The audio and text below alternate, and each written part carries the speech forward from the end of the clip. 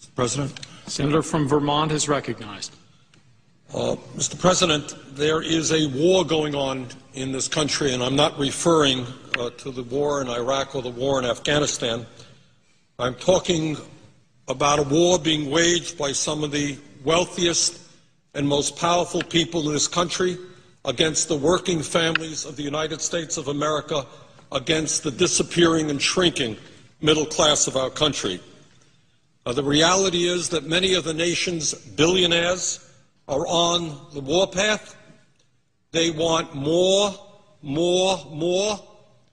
Their greed has no end, and apparently there is very little concern for our country or for the people of this country if it gets in the way of the accumulation of more and more wealth and more power.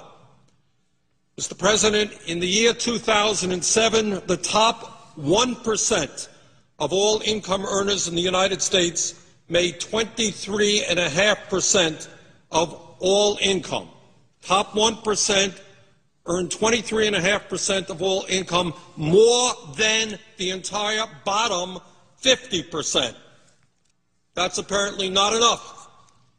The percentage of income going to the top 1% nearly tripled since the 1970s.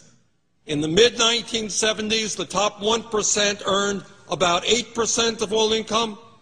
In the 1980s, that figure jumped to 14%. In the late 1990s, that 1% earned about 19%. And today, as the middle class collapses, top 1% earns 23.5% of all income, more than the bottom 50%. Today, if you can believe it, the top 1/10 of 1% earns about 12 cents of every dollar earned in America. So we talk about a lot of things on the floor of the Senate, but somehow we forget to talk about the reality of who is winning in this economy and who is losing. And it is very clear to anyone who spends 2 minutes studying the issue that the people on top are doing extraordinarily well at the same time as the middle class is collapsing and poverty is increasing. Mr. President, if you can believe this, many people out there are angry. They're wondering what's happening to their own income, to their lives, to the lives of their kids. Since between 1980 and 2005, 80% of all new income created in this country went to the top 1%. 80% of all new income.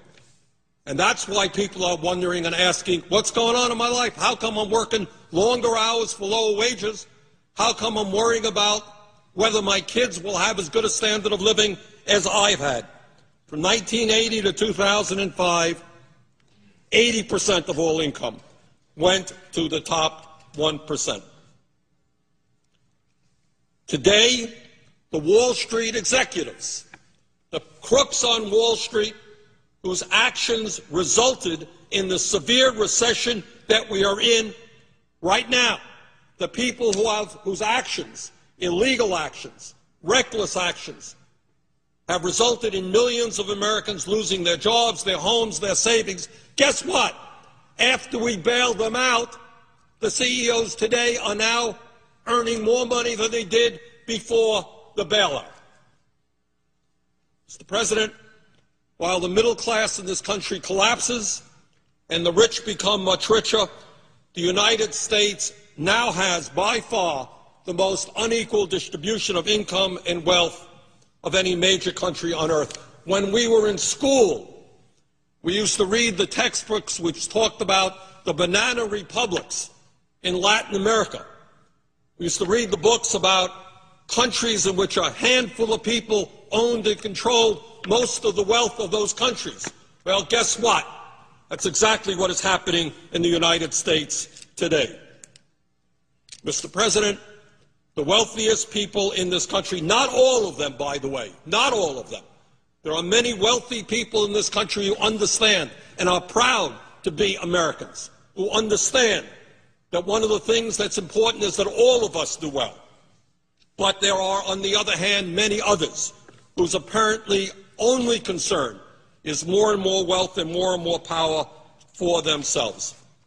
And this is an issue, this greed is an issue that we have got to deal with. Now, in the midst of all of this, growing income and wealth inequality in this country, we are now faced with the issue of what we do with the Bush tax cuts of 2001 and 2003. And if you can believe it, we have people here, many of my Republican colleagues, who tell us, oh, I am so concerned about our record-breaking deficit. I am terribly concerned about a $13.7 trillion national debt, terribly concerned about the debt that we're going to be leaving to our kids and our grandchildren. But wait a minute, it's very important that we give over a 10-year period $700 billion in tax breaks to the top 2%. Oh, yeah, we're concerned about the debt, we're concerned about the deficit, but we are more concerned that millionaires, people who earn at least $1 million a year or more, get on average $100,000 a year in tax breaks. So you got a $13.7 trillion national debt growing.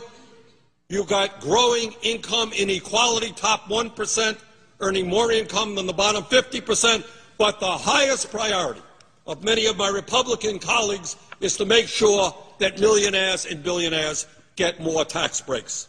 I think that that is absurd. But it is not only income tax rates that we're dealing with. It is the estate tax as well.